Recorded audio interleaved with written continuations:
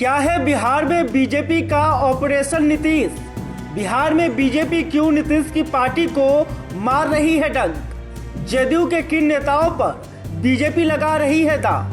राजनीति की सबसे बड़ी खासियत यह है कि सियासत के फूके हुए कारतूस भी कब जिंदा हो जाए कहा नहीं जा सकता। फिर से जिंदा हो चुके इन कारतूसों को पार्टियां अपनी पुरानी बंदूक में लोड कर पॉलिटिकल भौकाल मचा देती है। 2024 में होने वाले लोकसभा चुनाव में ऐसा भौकाल आपको देखने को मिलेंगे, जिसकी चर्चा हम आपसे आने वाले समय में करेंगे।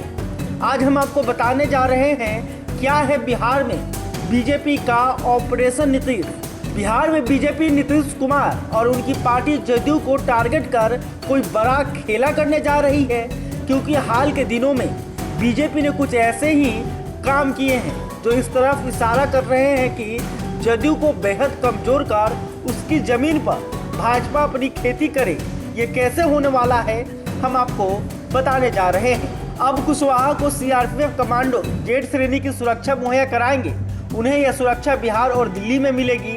इसके तहत 33 सुरक्षा गार्ड तैनात किए जाएंगे। जदयू से अलग होने के बाद कुशवाहा को लेकर कई कयास लगाए जा रहे थे।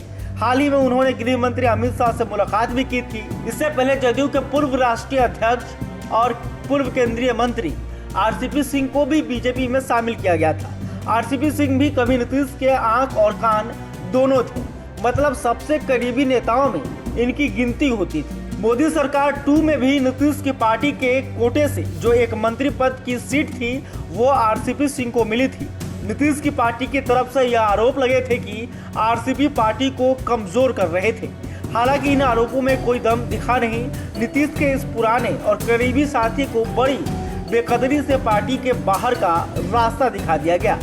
काफी दिन घर बैठने के बाद आरसीपी ने फाइनली बीजेपी ज्वाइन कर ली। आरसीपी के अलावा एक नेता जो नीतीश के करीबी थे, जदयू के राष्ट्रीय प्रवक्ता थे, अब वो भी भाजपा में आ चुके हैं। नाम है अजय आलोक। उपेंद्र कुशवाहा भी अपनी पार्टी का जदयू में विलय करने के बाद नीतीश कुमार से अलग हो गए और उन्होंने नई पार्टी बनाई। हो सकता है उनकी एनडीए में वापसी भी हो। आरसीपी और अजय आलोक पहले ही बीजेपी में आ चुके हैं। जदयू में बीजेपी और डंक मार सकती है। जैसे जैसे 2024 का लोकसभा चुनाव नजदीक आ रहा है, बिहार में ऐसी और उठापटक देखने को मिल सकती है। सुई वहीं अटकी है। बीजेपी जदयू को फिर से डंक मारने वाली है। ऐसे आरोप खुद नीतीश बीजेपी पर कई मौके पर लगा चुके हैं। 2020 के बिहार विधानसभा चुनाव के नतीजों के बाद भी यह बात उठी थी। अब एक और एंगल है। जिस हिसाब से बाबा बागेश्वर की बिहार में एंट्री हुई है, लाखों की संख्या में लोग उनकी कथा सुनने को आए।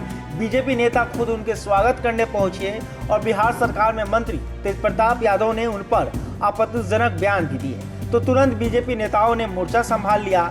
बीजेपी का धर्म के आधार पर ध्रुवीकरण वाला फॉर्मूला यहाँ भी चलाने की कोशिश है। बाबा के लाखों भक्त अपने अपने इलाकों में जाकर बाबा का संदेश लोगों को बताएंगे, जिनमें एक संदेश हिंदू राष्ट्र और हिंदू गौरव का भी है। आप इन सभी कड़ियों को जोड़े तो समझा जा सकता है कि बिहार में बीजेपी 2024 चुनाव से पहले बड़ा खेला कर सकती है। और बीजेपी की तरफ से यह दावा किया जा रहा है कि जदयू और आरजेडी के कई बड़े नेता जो हैं वो पार्टी के संपर्क में हैं। तो क्या चुनाव से पहले जदयू को बीजेपी एक और बड़ा झटका देने वाली है? यह देखने वाली बात होगी। बहरहाल अभी तक आपने हमारे चैनल को सब्सक्राइब नहीं किया, तुरंत कर ले। इस खबर को लेकर आप क्या सोचते हैं कमेंट करके बता सकते हैं। वीडियो फेसबुक में देख रहे हैं तो हमारे पेज को भी लाइक कर लें। बहुत बहुत धन्यवाद।